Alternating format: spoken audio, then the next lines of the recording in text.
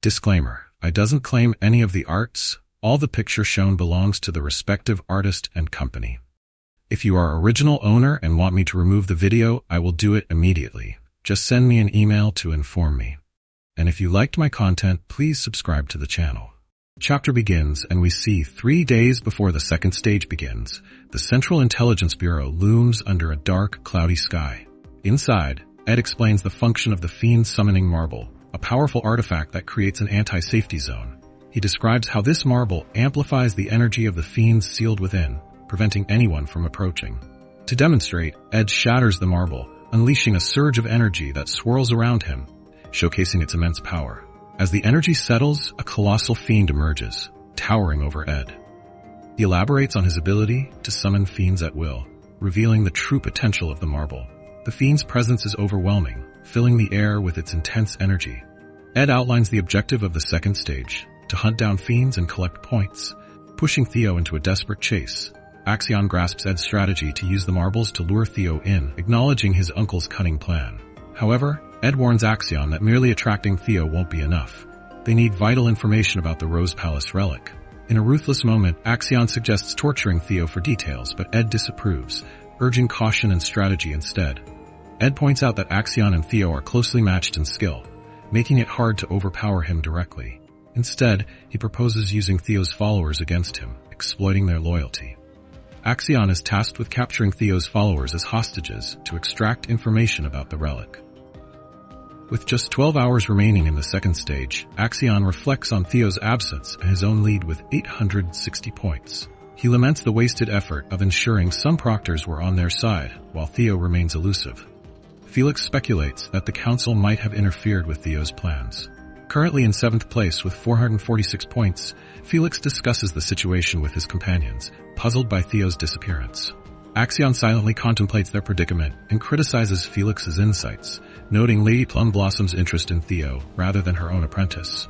Shocked and confused by this unexpected remark, Felix feels taunted for his role in trying to catch Theo and clenches his fists in frustration.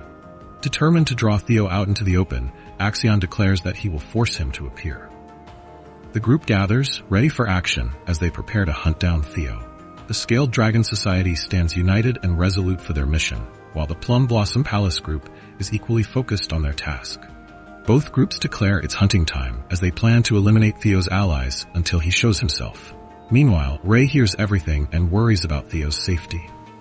Ragnar, currently in 3rd place with 561 points, watches the unfolding scene with concern. A frost lizard, a low-class fiend, is swiftly defeated by a slash from a member of the 4th training group, who celebrates their victory over a yellow demon bell fiend. Excited about sharing their success with Theod and Banat, express hope but wonder where he might be.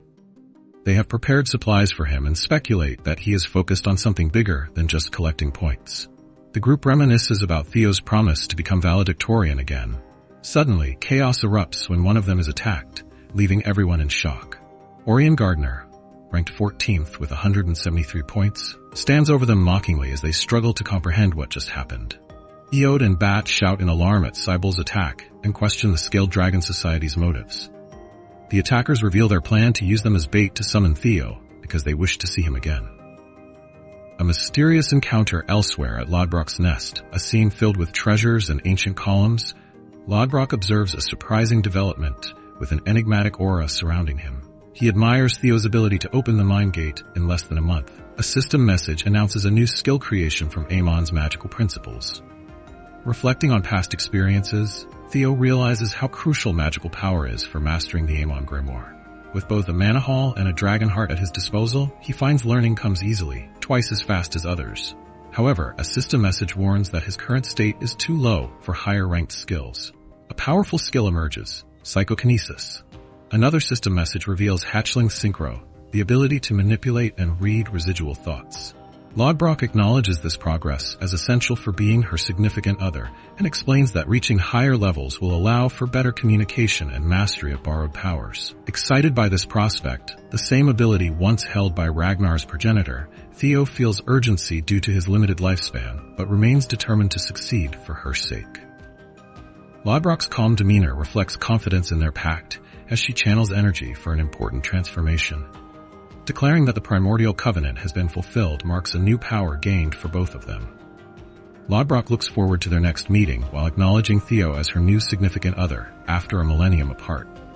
As Theo walks away from Lodbrok into a snowy forest, he reflects on their pact but realizes there has been no progress in the awakening ceremony. With only 12 hours left until everything changes, it feels like they are playing on hard mode against tough odds. Understanding that normal fiend hunting won't suffice this time around, they consider a bold new strategy, stealing bells from others. Recalling Axion's past victories gives them hope that defeating Axion directly holds the key to securing first place. Just then, a figure catches Theo's attention from between the trees. A female voice calls out triumphantly, "Found you." Tension fills the air as Theo stands shocked at who he has encountered. Hello everyone. Thank you so much for watching my videos. I've just launched an Instagram page, and I would love for you to follow me there as well. This way, we can stay more connected and keep you updated on all the latest news and developments regarding the channel. Your support means a lot. Thank you for watching my video so far. If you like this video, please subscribe to my channel. Theo trudged through the snowy forest, his breath visible in the cold air. Suddenly, he spotted something strange ahead. A figure staggered toward him. It was Ray, hurt and bleeding. "Here you are," she gasped, her voice weak. Theo's heart raced as he saw her condition. "Ray, what happened? Did monsters attack you?" he asked, panic rising in his voice. As he examined her wounds, he realized they were caused by a sword. Confused, he wondered how a monster could inflict such injuries. Just then, an important thought struck Theo. "Wait, these wounds are from a sword," he said, suspecting a human attack. He pressed Ray for answers, but she insisted they talk later and urged him to head west. As she swayed on her feet, about to collapse, Theo quickly caught her. "Be careful," he urged, gripping her tightly. He noticed Ray's sword lying nearby and grasped it firmly, trying to tap into his newfound power. The sword began to glow as Theo activated his ability. Suddenly, a message appeared in front of him, explaining how to use hatchling synchronization to access the sword's memories. Theo focused on the sword and began to read Ray's memories. His eyes widened with surprise as he uncovered a conversation about his current situation. A group led by Axion was discussing their lack of news about Theo and hoping he would show up soon. They planned to lure him out using traces and monsters while taking hostages. "Why didn't you just kill them?" Axion questioned, causing fear and confusion among his followers. He suggested they only need 2 or 3 hostages and even proposed killing some to make a point. But Ray intervened fiercely, commanding them to stop the violence. "What do you want, Ray?" Axion sneered, questioning her loyalty. Ray stood her ground, confronting him about crossing a line. Axion dismissed her concerns, suggesting she should leave before things got messy. But Ray stood firm, insisting that Theo's comrades must be freed. Realizing Ray was siding with Theo, the very person he despised, Axion grew angry. A fierce clash erupted between them, sending shockwaves through the forest as energy crackled in the air. In the heat of battle, Axion managed to wound Ray. A system message flashed before Theo's eyes. Some thoughts couldn't be read due to lack of status. Shocked and furious, Theo demanded answers from Ray about why Axion had taken his friends hostage. Ray hesitated but finally revealed Axion's desperate plan to capture Theo by taking his friends as bait. Rage boiled within Theo as he realized Axion's intentions alongside Ed's betrayal. "I won't let them trample me again," he vowed fiercely. Just then, one of the Dragonclaw members rushed in with news of Theo's appearance at the northern cliff. The member confirmed that Theo had made contact with Ray and expected him to arrive soon. Axion reacted swiftly to this news, determined to prove his superiority over Theo. Meanwhile, a mysterious figure hidden among the trees reminded Axion not to forget his place. The figure advised him not to confront Theo directly, but instead gather information through the hostages. Orders were given for using a summoning orb to distract their supervisors while dealing with Theo. Although Axion tried to reassure everyone that everything was under control, irritation bubbled beneath the surface. "Don't confront Axion," Ray warned urgently, fearing for Theo's safety. She revealed that the Intelligence Bureau supervisors were aligned with Axion and insisted that even Theo couldn't handle this alone. "It's a trap. Don't go alone," she pleaded desperately. Theo understood the danger but felt time slipping away, He was grateful for Ray's help but worried about his friend's safety. "I have to go now. Where are they?" he demanded fiercely. "You're gonna die if you go," Ray cried out, questioning the point of such sacrifice. "I can't lose my people again," Theo exclaimed passionately as memories flooded back, celebrating with friends after passing their ceremony together. Ray argued that sacrifices were part of life in Ragnar, but Theo remembered their promise at Group 4's training ground to meet again in victory celebrations. "You fought hard for your allies too," he said softly. "I can't just stand by while you fight for me." With determination burning in his heart, Theo vowed not to let history repeat itself. He wouldn't allow anyone else to die like before because of his weakness or because Ragnar was too strong for him. Frustration welled up inside him as he gripped Ray's hand tightly. "Tell me where Axion is," he demanded with fierce resolve. Nearby, scattered supplies lay on the ground as someone picked up a box and noticed something alarming: a bell stained with blood among supplies collected by Sybil. Remington realized something terrible had happened as he held the box tightly while standing among the supplies with Hulkus and Erica nearby. Hulkus introduced himself as ranked 5th with 499 points, while Erica stood 4th with 521 points. Remington ranked 2nd with 688 points, asked urgently for assistance in this dire situation. In a frozen realm, the Ice Ogre readies itself for battle, brandishing a massive weapon and wearing a fierce scowl. With a mighty swing, it brings its weapon crashing down towards Theo, who stands firm, preparing to counter the impending strike. The Ice Ogre charges forward, searching for Theo, while he gathers his mana. Theo shouts that there's no time to waste and readies himself to retaliate. With a commanding voice, he orders the Ice Ogre to move, slicing through its form with a swift blow. He quickly darts away from the fallen beast and heads towards Axion, contemplating the grim possibility that Sybil and other captives might still be alive, suspecting Ed's involvement in this dire situation. As Theo races forward, he notices a group of Ice Ogres gathering before him, ready to confront him. He reflects on the presence of supervisors alongside Axion, realizing it's all part of a sinister setup. Harnessing his power, Theo unleashes a formidable technique known as Dragon's Third Claw, obliterating the assembled Ice Ogres while lamenting that Ed has sent exam supervisors to eliminate him. With intense focus on the unfolding chaos, the Ice Ogre roars and charges at Theo, who is moving swiftly to evade its attack. Aware of Axion's unpredictable nature, Theo knows he must act quickly. He plans to use this variable to his advantage and prepares for a decisive strike against the Ice Ogre. With determination etched on his face, Theo readies his weapon for a critical blow. The Ice Ogre opens its mouth wide in a fit of rage as Theo confidently anticipates catching Axion off guard with precision. The scene shifts to a snowy landscape where Ray reflects on Theo's unwavering nature since childhood, recalling how he saved her when they were young. Deep in thought, Ray resolves to take action this time. Her blood stains the snow red as she walks away with purpose. In the snowy forest, she declares with fierce determination that she will help him.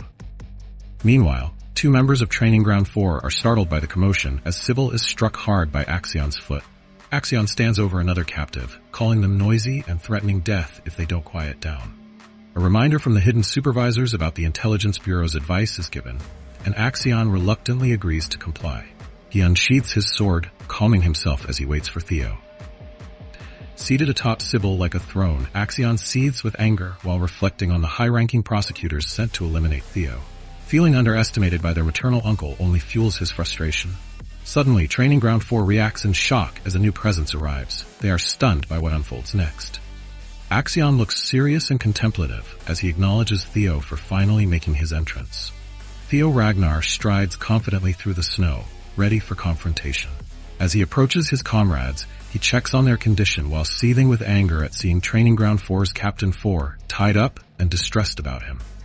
Resolute in his mission to end this once and for all, Theo faces an apprentice swordsman from Plum Blossom Palace who stares at him with mockery and rage. Gathering his mana for the impending clash, Theo prepares himself. Axion sits confidently among others and taunts Theo for making him wait so long. A close-up reveals the intensity in Theo's eyes as sorrow washes over him. Sybil lies injured and unconscious on the ground nearby.